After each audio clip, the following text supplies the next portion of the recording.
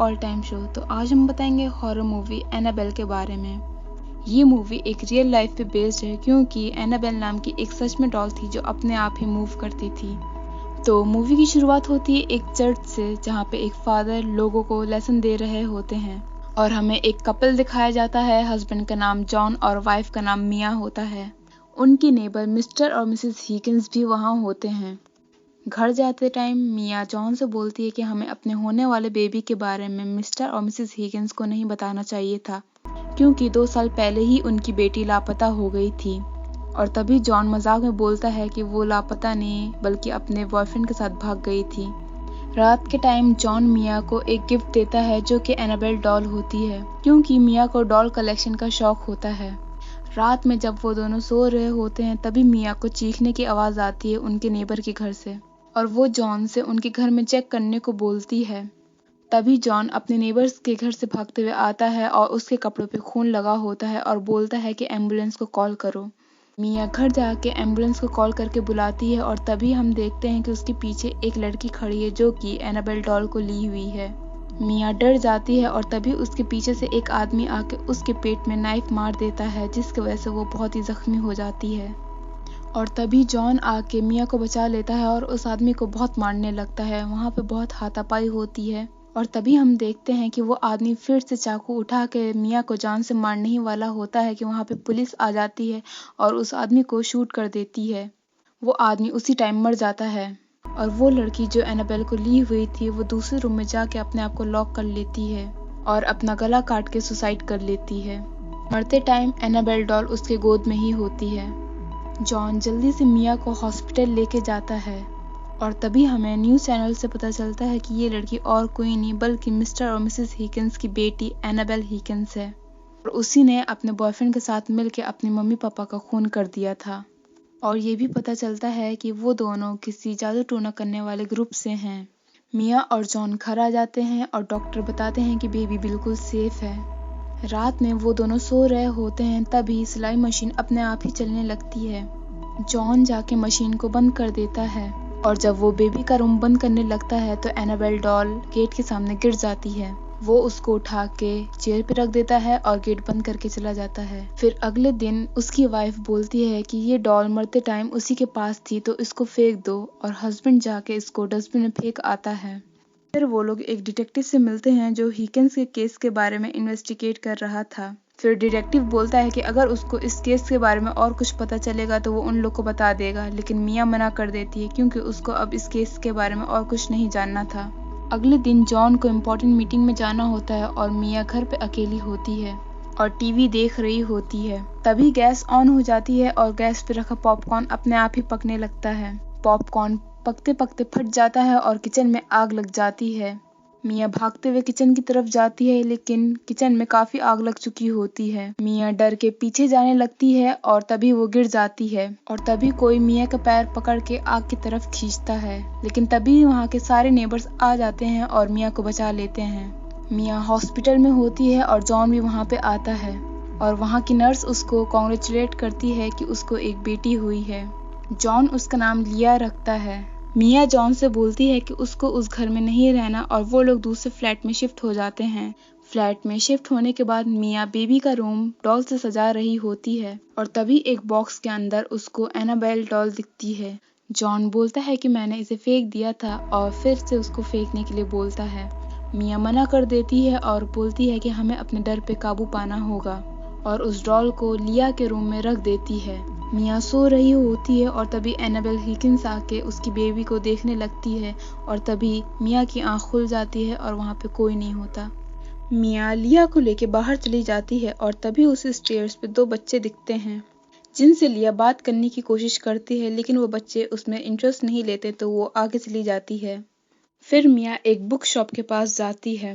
वहाँ पे उसे एक लेडी दिखती है जिसका नाम एवेलिन होता है। वो मिया से बोलती हैं कि तुम यहाँ पे नहीं होना और उसको अपनी बेटी की फेवरेट बुक देती हैं। फिर मिया फ्लैट की तरफ जाती है और उसको हर स्टेयर्स पे एक पेंटिंग दिखती है। मिया को लगता है कि ये पेंटिंग उन्हीं बच्चों ने बनाई है और वो एक एक पेंटिंग उठाती चली जाती है और लास्ट पेंटिंग में दिखाया जाता है कि मिया की बेबी ट्रक एक्सीडेंट में मारी जाती है।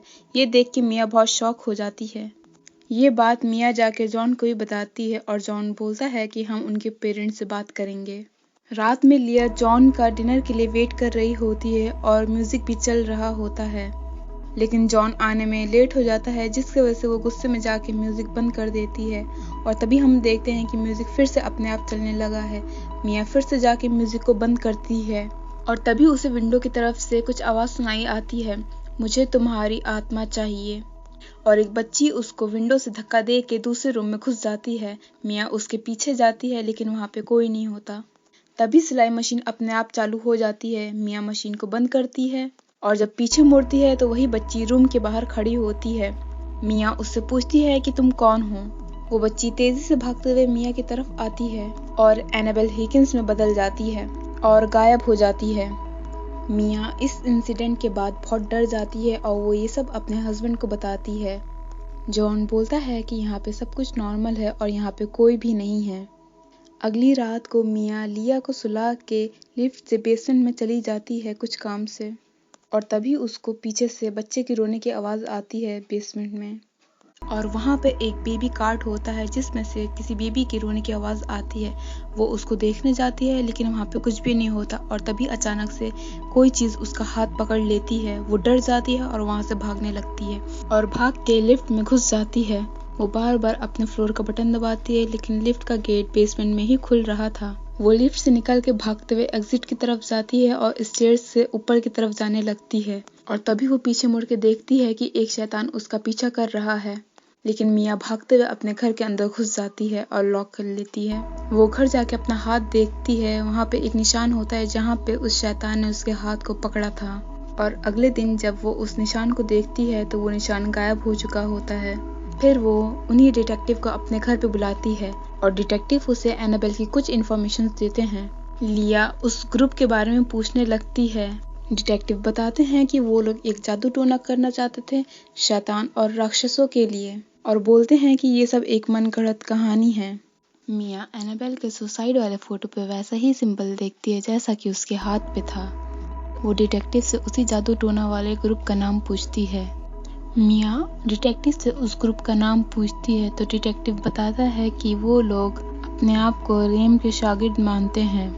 अगले दिन मिया बुक शॉप पे जाती है और एक इविल प्रोटेक्शन बुक देखती है और तभी उसी टाइम उस शॉप की ओनर एवेलिन वहाँ पे आ जाती है।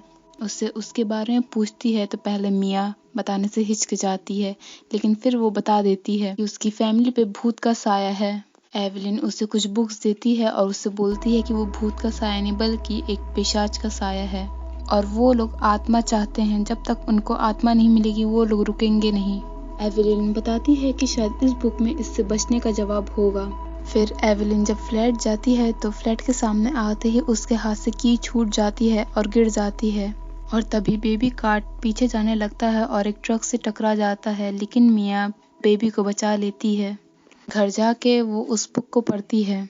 उस बुक में उस सिंबल के बारे में भी होता है और लिखा होता है कि पिशाच कमजोर लोग पे हमला करते हैं जादू टोना करने के लिए, अपने परिवार का खून बहा के, मासूमों का खून बहा के। और तभी मिया को चेयर की हिलने की आवाज़ आती है। वो लिया के रूम में जाती है और तभी गेट अपने आप ही बंद हो जाता है और रूम के बाहर लिया के आसपास किताबें गिरने लगती हैं। मिया गेट के नीचे से लिया को आवाज़ देती है। तभी एनाबेल डॉल गेट के नीचे से मिया को देखती है। मिया डर जाती है और गेट तोड़ के बच्ची को गोद में ले लेती है। मिया जब पीछे देखती है तो वो एनाबेल डॉल अपने आप ही हवा में खड़े होने लगती है और इसके पीछे एक पिशाच होता है। मिया बहुत ज़्यादा डर जाती है और तभी उसका हस्बैंड वहाँ पे आ जाता है। फिर वो लोग एक फादर को बुलाते हैं।